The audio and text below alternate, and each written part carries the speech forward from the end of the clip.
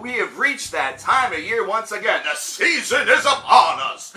Jingle bells, time to talk about jerks. Yes, jerks. Not that word that we used before in the previous couple of videos. We've had to make some changes for reasons that we all definitely know. Wink, wink, nudge, nudge content policy.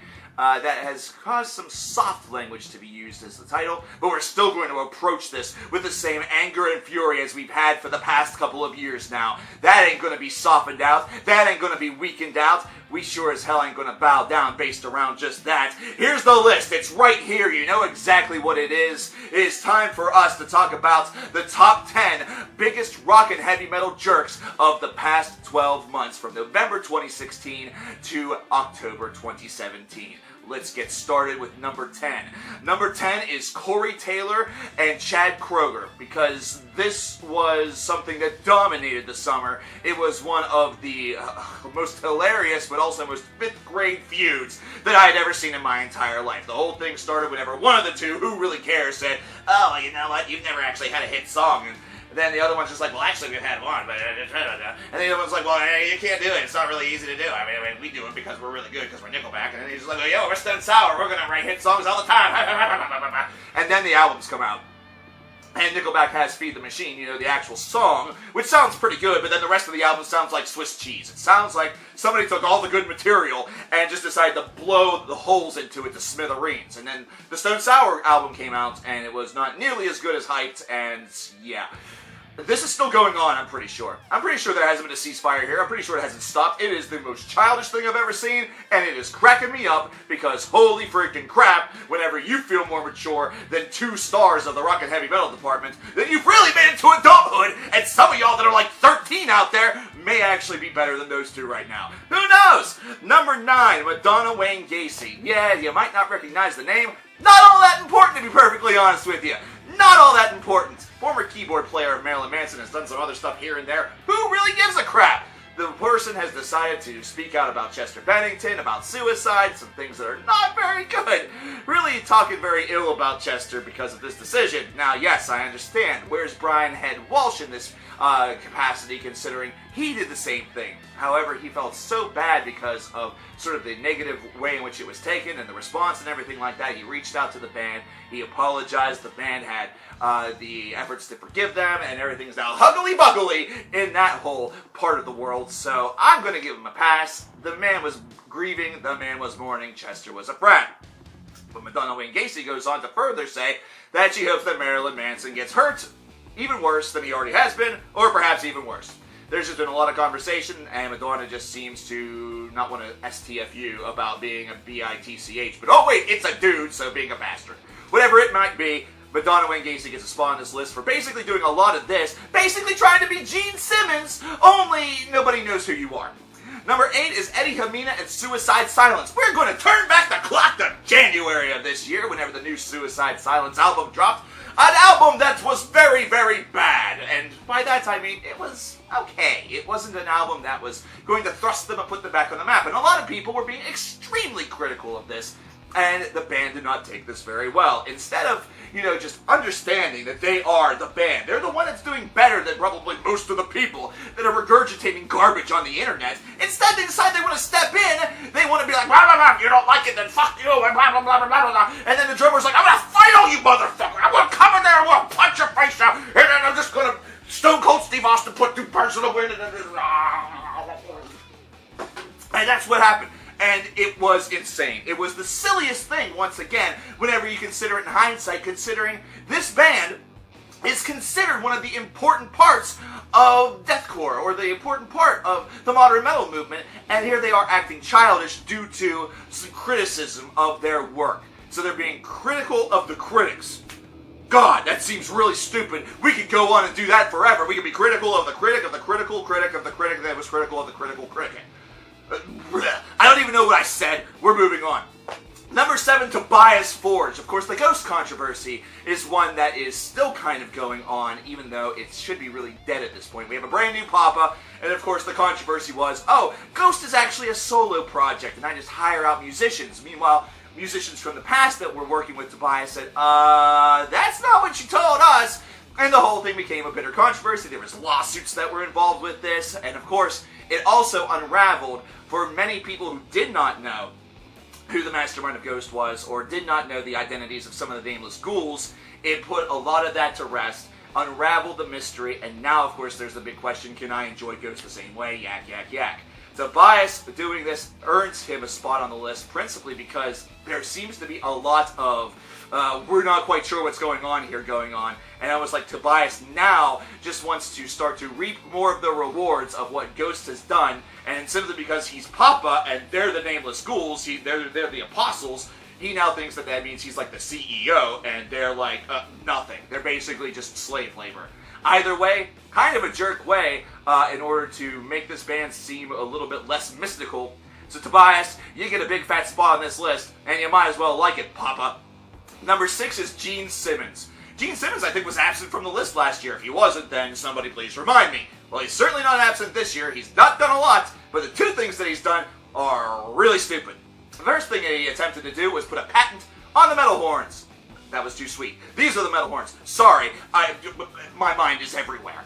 But Gene Simmons is trying to put a patent on that, saying, hey, we did this, we did this way back in the day with Kiss. That's ours. We did it. And then the rest of the internet and the rest of heavy metal and the rest of rock music and the rest of everybody that exists, Italians, different other races and religions and creeds were just like, no. You're a big fat idiot who thinks that he's going to get his hands on this and reap a whole bunch of money, and you have too much of it already, Gene. You don't need any more. If you get any more, you might explode. Actually, that might be a good thing, because if you explode, I think you're actually made of money, and money confetti will just litter the land. You'll just walk outside of your home, and there will be 2 stacks of $100 bills that just fall right into your hands. All of a sudden, nobody is in debt anymore. Nobody is impoverished anymore. This solution of Gene Simmons popping and exploding may actually save the world. But then there's more, and it also involves money. Gene Simmons says that he's going to charge you $50,000. If you want to pay this money, he's going to come to your house for a couple of hours, hand deliver his brand new rarities and, personal collection of tunes, of stuff from Kiss and everything else, and he's going to be your buddy for a couple of hours. That's worth $50,000. Well, I'm going to tell you exactly what I said a little bit earlier this year. I'll do it for $2,000. I'll do it for $5,000. I'll do it for $1,000. Listen, I will not even fake to be your friend. I will learn about you and become your buddy. We'll become pen pals, or we'll become pals on the internet. Maybe we'll go to a show together. Maybe I'll take you to a strip club. I don't know. We'll become buddies. $1,000 or $2,000 or $5,000. 3 prize packages available. All depends on where I'm going to take you. $1,000 might be, we go out to eat. $2,000 as we go to a show. $5,000 we go to a strip club because we're going to blow a lot of money in there. Gene is absurd and ridiculous. Number 5 is Otep Shamaya, of course, of Otep. Otep has been notoriously known as a BITC stupid idiot because of the way in which she treats some of her opening acts and the things that she accuses other people of doing. It's been known that she is not exactly all there, up there. And for this, we get this lovely story that we got from a band that performed with her. Apparently, Otep feels that she is so important that you cannot sell your merchandise during her performance. You can't do it. You can't make a living. You cannot make money while Otep is performing because it's disrespectful, and you are just a little tiny baby band, and I am the wonderful Otep that everybody has come here to see. They must witness me and witness my show, witness my art, and understand these musings from my soul. And there can't be distractions of concessions. There can't be distractions of you selling your merchandise. You are horrible little bugs. You are nothing, insignificant. You delete. I will make you obsolete. And that's what she tried and successfully did by booting them off the tour. And that's absurd. Because at one point, Otep was one of those small little bands and got a lot of help from a lot of people to get that platform. And for her to reject that for somebody else is the biggest dick or bitch move that's within just the actual industry of live performance that I can think of. We move on to number 4, Wes Scantlin. Wes Scantlin is very simple. Wes Scantlin decided that he was going to take a gun on an airplane. Have you heard of 9/11? Do you know that ain't going to help from all the crap that he did last year, or all the crap that he did in 2015. Wes, you need help, or you need to be in jail. You need to be 302'd. You need to be in a nice white coat that causes you to hug yourself and say, I love me, you love me, and I'm going to help you love you, and never be seen again. Your band should move on. Puddle of Mud should go find another singer. Change the name to like Puddle of Dread or Puddle of Puddles. Fuck it. Call it Puddle of Muddles. Or Puddle of Muggles. Y'all can be like a Harry Potter tribute band. I don't care. You should just move on. Leave Wes behind. Leave Wes behind, because at this point, he ain't going to help himself, and he doesn't want you to help him.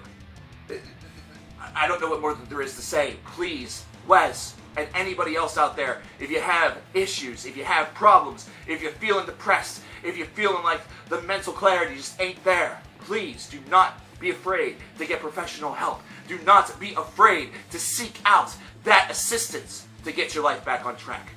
I promise you, if you do so, it'll be okay. Let's move on. Things just got way too serious. Number 3, Brendan Brown, aka Cygnus from the Obliviscaris. This would not be much if he wasn't a domestic abuser. Now things are getting really stupid serious. Cygnus was a part of the Obliviscaris who was dismissed earlier this year because of allegations that were later proved to be true of domestic abuse. And that's just lovely. Isn't that exactly what you want in your band? You want somebody that goes home, gets pissed off, and decides to punch around the missus, or maybe punch around the kids and throw them through a wall. You know, maybe decide to powerbomb them through the dining room table. Isn't that lovely? Isn't that exactly what you want? Well, the Obliviscaris basically didn't want it, and I wouldn't either, to be perfectly blunt. If I was in a band and I learned that maybe my best friend of 25 years goes home and decides that, you know, his kid is a dickhole and is a freaking moron, takes him out into, you know, the yard and decides to punch him in the face and kick him in the nuts and then bury a hole and bury him for 2 hours, and, you know, that's what it's like to be dead, never say that shit again, whatever. Just no. Just no. Domestic abuse is where I draw the line. It's fucked up. I'm glad that he's gone. Let's please move on. It doesn't get any better from here. Number 2 is decapitated. Now, we have a lot of news about this. This is still a very hot topic, and this is still a very sensitive topic for a lot of people, but I'm going to make this as abundantly clear as I can. Right now, the only thing that is left is reasonable doubt to prove their guilt or their innocence. So we're going to look at this from both perspectives. I didn't even do a video on this for good reason, as we're about to find out. Right now, they've only been charged with 2nd and 3rd degree rape. It all depends on which member that you are. They haven't been able to charge them for kidnapping, and I don't know if there's a, gang rape charge, but if there is, then it hasn't been utilized. And this is something that's really messed up one way or the other. Whether or not it happened or not, just the thought of it is really messed up, considering if it happened, that means that Decapitated decided to take advantage of a young girl on their tour bus. All 4 of them, or at least a couple of them, and maybe one watched or whatever. Who the hell cares? It's still messed up. And if not, it means that this girl decided that she was going to spew nonsense in order to get a band in trouble. A band whose tour bus that she was just on and maybe ended up displaced somewhere because of something that she did, whether she took a pill or drank a bunch or did whatever. Listen, this is a band. This is a group. They have to move on to the next show. Maybe there's 1,001 different things that could have happened here, but one way or the other, something fucked did happen. And one way or the other, they deserve to be number 2 on this list. Either Decapitated did it, and they deserve to be number 2 on this list for being rapists. Or the girl deserves to be on this list at number 2 for making up such a ludicrous story, for making up such an insanely hurtful, terrible thing that is attempting to put an entire band behind bars and end their career, and already has cost them the damage of their fans, and the damage of perhaps record labels and anybody who would want to work with them after that. Either way, it's messed up, and may God have mercy on the soul of whatever happened here. If Decapitated did it, have fun in jail, hope you rot. If the girl decided that she was going to spin a nice little story to try to not get into trouble for being out late or something like that, I hope you burn in hell. Number 1, speaking of burning in hell, is Ian Watkins. I thought I was done with Ian Watkins. I thought that I could have a chuckly-hoo whenever I found out that he was recording new music from prison and it sounded like next to nothing. But no. Then we get the news that recently dropped. Then we got what I consider to be one of the most despicable things that I've ever read in my entire life. That Ian Watkins from prison has been grooming women to hurt and harm their young infant children just the same way as he did. That's absolutely repugnant. Now, should it just be him? Should I actually say that it's the women or the people that are performing the acts? Basically, he's Charlie Mansoning these acts, so he didn't actually touch the child. Listen, this proves to me with no, you know what? It doesn't prove anything. This was proven years ago. It was proven a couple of years ago that Ian Watkins is a horrific piece of shit. Somebody whose head needs examined, he needs brainwashed, or he just needs somebody to take a look at the brain and say, well, this is a lost cause, and jab a damn 6-inch knife through it and end it. This is repugnant and repulsive and easily the biggest wrong. Even though it wasn't him that actually did it, I don't care. For grooming people to do something that's screwed up. For basically doing the Charles Manson effect. Fuck you. You're number one. And if you like being number one, well then guess what? Get yourself a foam finger that says you're number one, because you're still in prison, and you had only one good song whenever you were in a band on the outside world, and the rest of what you've done with your life is pure, unadulterated garbage. And there you have it, ladies and gentlemen. The 10 biggest rock and metal jerks of 2017. Ta-da! If you thought there was somebody that we missed, please include it in the comments below. If you're mortally offended by anything that I said, remember that this is opinion, and you're free to have that of your own and express it in the comments as well. My name is coverkillernation, and I will be hiding somewhere, not answering my mail or my phone calls because of potential lawsuits. Take care.